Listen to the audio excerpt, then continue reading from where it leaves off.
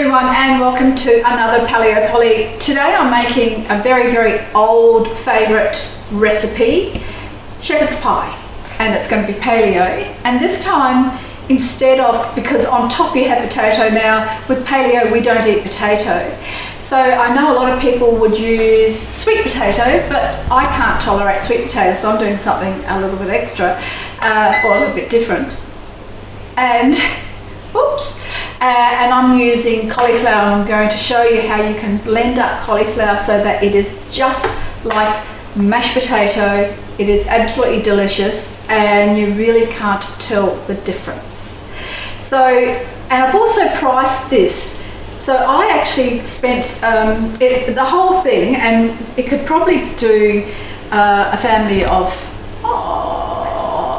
6, maybe, if you add a few more veggies. I'm putting lots of veggies in, but I actually got some very good mincemeat. So I spent quite a bit on the mincemeat, and I didn't realise that cauliflower at the moment is quite expensive as well. So the other things that I've got, and I've already prepped, I've got some onion and garlic.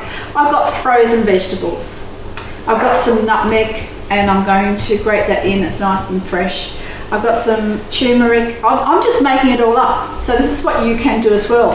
Lovely fresh pepper, some stock and corn flour, gluten-free of course, and that will thicken it up. Worcestershire sauce. Now beans are not paleo, but this is going to be rather family friendly. And this is sumac. I thought that would be very nice as well, something a little bit different. And then we'll go to the fresh herbs, and this is all from my garden. We've got some parsley, we've got some thyme. I love thyme, it goes so well with red meat. We've got some basil. Now this one's all crunched up at the moment. This is cardamom, this is homegrown cardamom. Look, honestly, if you can grow your own herbs, do it, because then it's nice and fresh. This is an unusual smell. I use fresh cardamom instead of bay leaves, and I've just crunched it up a little bit like that. And you take it out, of course, before you serve the meal, but it's got a lovely earthy sort of flavour to it.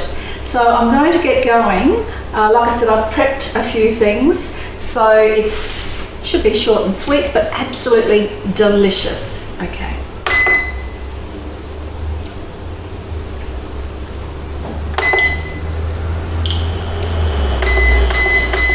And yes, I'm still getting used to this. I know.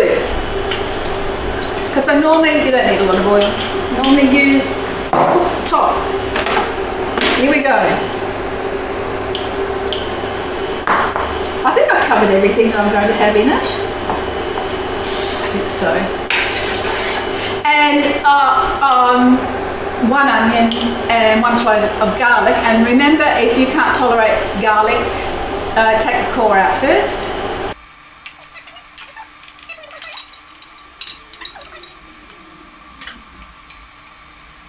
You've got to remember with paleo, it's really very simple. Paleo really is meat and vegetables, meat and salad, protein and vegetables, protein and salad. It's not that difficult. So when I went paleo, I told people and they freaked out, but really I went paleo because I'm gluten intolerant, dairy intolerant and fructose intolerant. What I should have just said was I just eat meat and veggies or meat and salad, and that wouldn't have freaked out people. So if you're going on paleo, you don't always have to say, oh, I'm now paleo, because you've just got to be careful sometimes with some people. Invitations for dinner stopped, with me for a while. This is going back quite a few years, because everyone sort of went, paleo, don't know what to cook for them. Meat or protein and vegetables, or protein and salad. That is, it really is.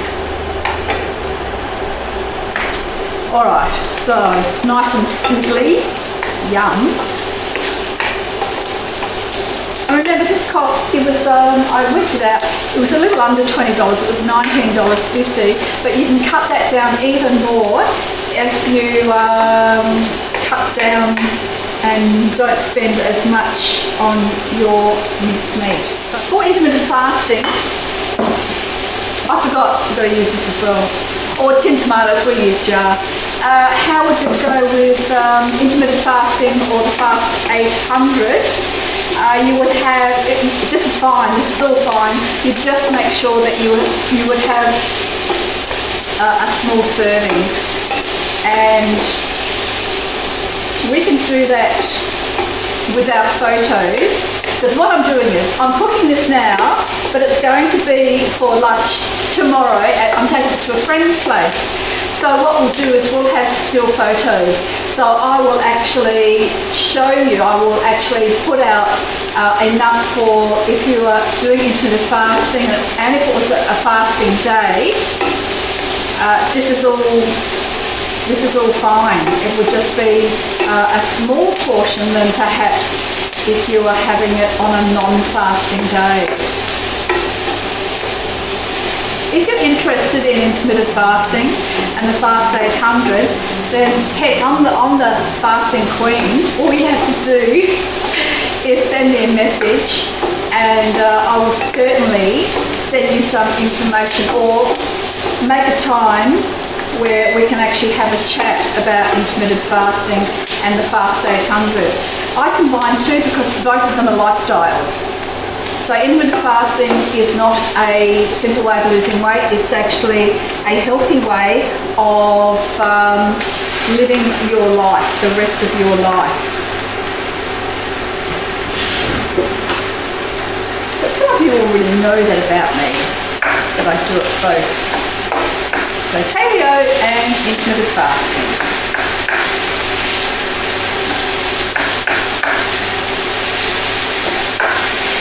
Make sure you break up the mincemeat. You don't want sharp. Well, I don't.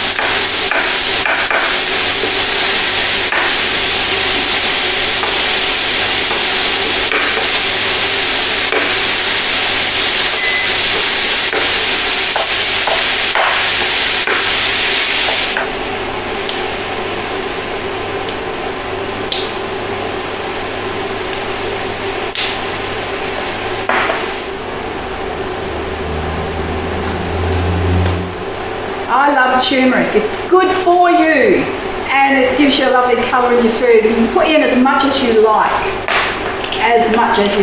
Now I've also put some cayenne pepper in it because I asked my film editor who's going to be eating it as well, and he said, oh yeah, stick that in as well.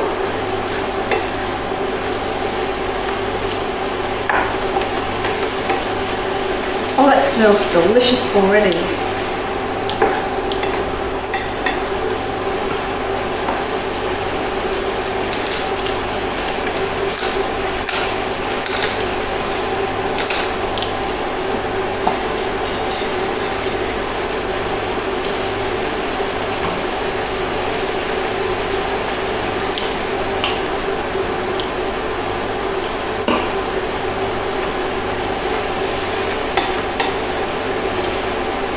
Okay, so now I'm putting in the thyme, fresh from my garden, and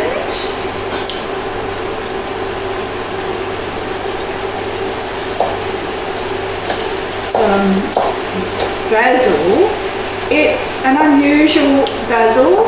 It's not the normal local basil. I forget what type it is, but it's delicious. And it's the sort of basil that you need to actually cook down. I put pepper in there already. Now for those of you who are saying, well, you're putting beans in there, why? Because it's not paleo. Let's look at the practicality of things. If your diet is at least 80% paleo, then sometimes that 20%, especially if you've got a family, you may need to have something like this. It's not going to kill you. Absolutely not going to kill you. And if we're looking at families nowadays, price of food, what is going on, sometimes we need to make our meals last that little bit longer. This will be freezer friendly. Yeah. Alright, so what I'm going to put in next is a bit of the tomato paste.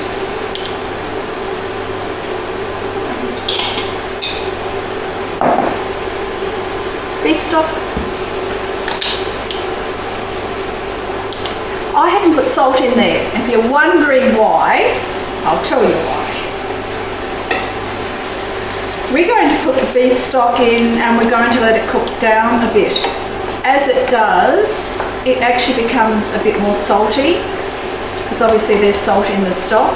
So for something like this, I'm going to cook it down and then I will taste it, and if I think it needs some salt, then I'll add that near the end. Alright, so here we go with cooking this through, just cooking it down so that some of that stock evaporates. Well, not evaporates, cooks down. Reduces. That's a better word, isn't it? Reduces. I've put everything in that I need to, so we're just going to let that cook down and reduce, and then we'll come back and I will add some more things to it. Back again. It's been cooking probably only for about 10 minutes, and now I'm mixing in frozen vegetables because they are handy to have. Very handy to have and very affordable. Very affordable. This smells delicious. And with the spices that I've used, it's not your normal shepherd's pie. Now that's thickening up, but what I have got here is, I've got some fresh nutmeg, and I like to leave it to almost last because I really love the flavour and I don't want it cooked out.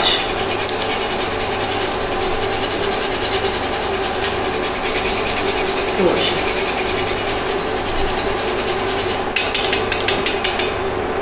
Now I've got some beef stock here and I've got some gluten-free corn flour.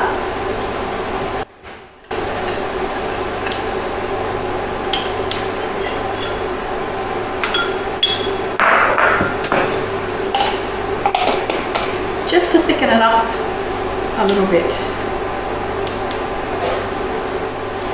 And then if you see any big pieces of mince that you've missed out, break it down.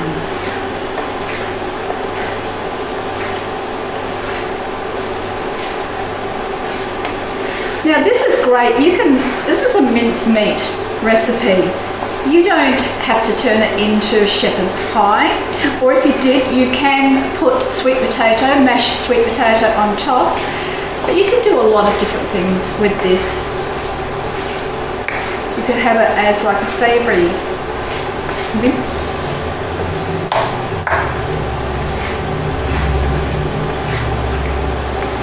You can freeze up little portions as it is. So it's come up to the boil. Just want to let it thicken a little bit. I'll take that lovely little cardamom out.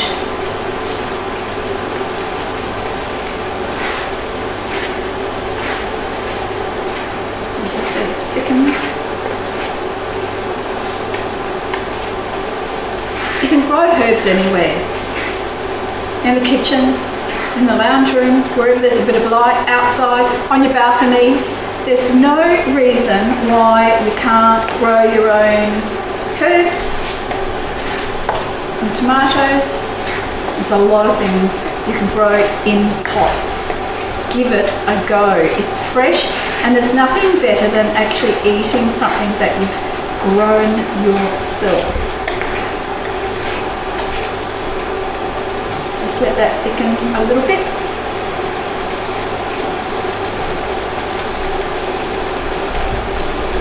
parsley. You can put as much in as you like of herbs, fresh herbs, it doesn't really matter.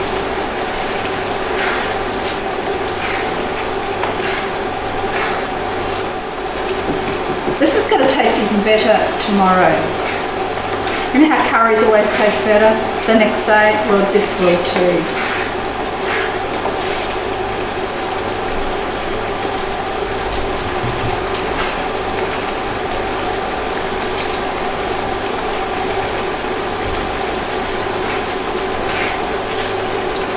Just want it to thicken a little bit more. Just going to pick up a little taste.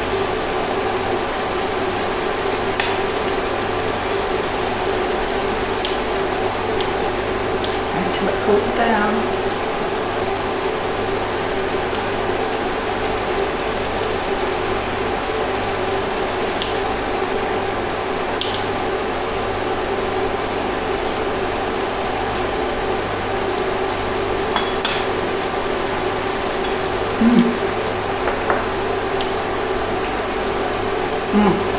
That cayenne pepper has made all the difference.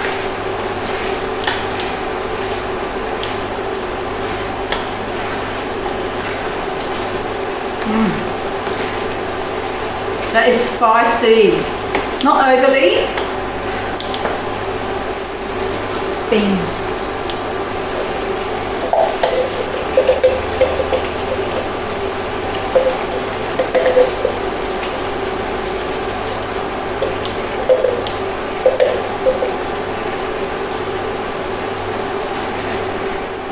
Put beans in last because they don't need to be cooked. Oh, that's lovely and colourful. All right.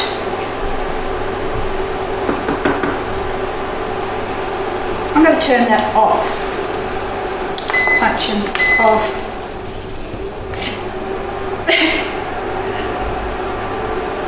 I think I've turned it off.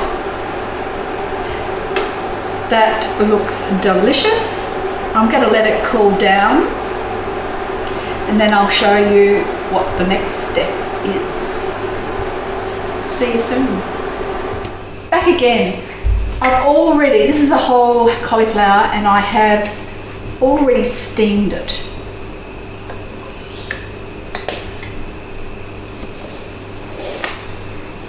And it's a bit cool. And even though it's a bit cool, let me grab a knife. Butter makes everything better. And it's paleo.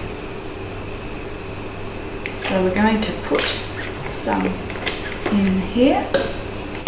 I'm going to do it in batches. This is going to be very loud, so obviously we're going to skip over this part of it. Here we go.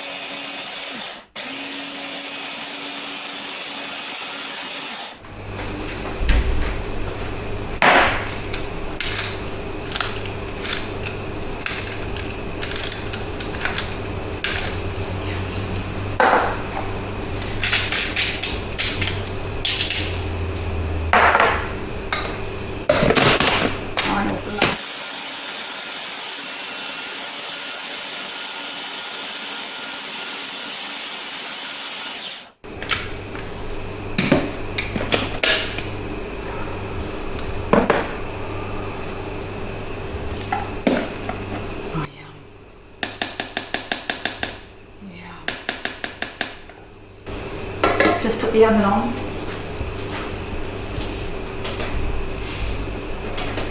I'm guessing 180. Now, this is delicious. I've whipped it up and you'll see it when I pour it out.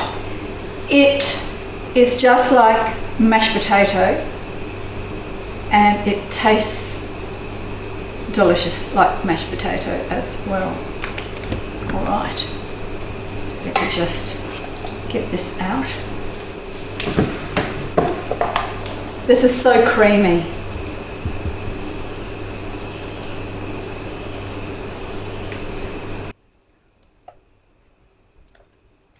That doesn't look like mashed potato.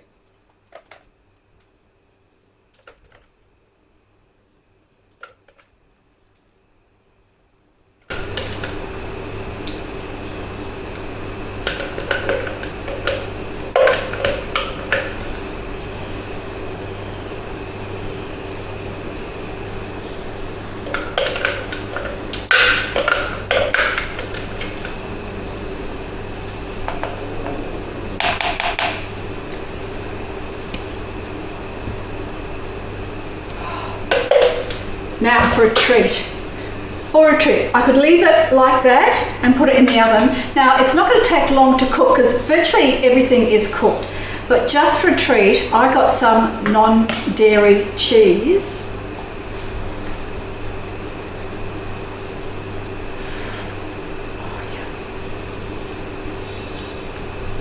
Oh yeah.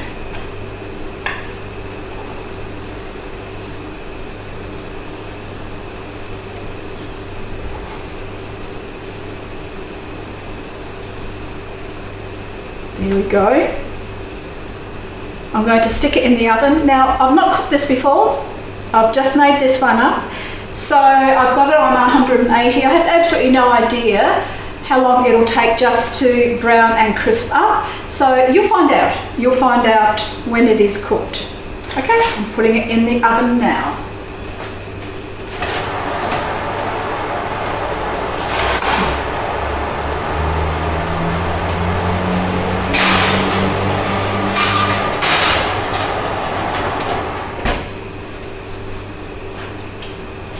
See you soon. Welcome back. Now this smells delicious. It was in the oven for probably around 25 minutes and you can see it's browned up. It's hard to know how far to take it because it is cauliflower and it is like a vegan cheese, but that has browned up and that is going to be delicious. Now I'm not going to cut it up. As I said, I've made this for lunch for tomorrow. I'm sharing it with some people. I'm taking it with me to some friend's place. But we will do some photos so that you can see what it's like and how delicious it is. If you want the recipe and if you want all my other recipes, then all you have to do is subscribe. And when you subscribe, you've got a choice of whether you want to have updates or not. I think they're called updates. Most people don't. That means they're not sort of annoyed all the time, or messages are sent to them all the time just saying that I've put something else up. I normally let people know when they're on my private page, because that's the other thing. You subscribe, you go onto my very private Paleo Polly Facebook page, and that's when you know that there's an update, there's a new recipe out, and I put it on that page. So if you want the recipe and all the other recipes of my most delicious food, and a lot of them are desserts, then subscribe, and then I will invite you to my private Paleo Polly page where you can get all my recipes plus more hints and tips about how easy it is to live a paleo lifestyle. So thank you very much. I hope you've enjoyed this. I can't wait to eat this. I'm starving hungry, but I can't eat it until tomorrow. You'll see the photos tomorrow. I hope you enjoy it as much as I know that we will. And looking at that and how big the plate is, I would say you could get six meals easy. 6 people, easy, because it's quite a deep dish. Paleo Polly signing off. See you all again very, very soon. Bye for now.